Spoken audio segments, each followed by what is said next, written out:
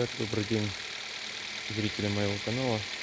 Хочу обратиться к вам за помощью. Кто сталкивался с этой проблемой? Посторонний шум, если слышно.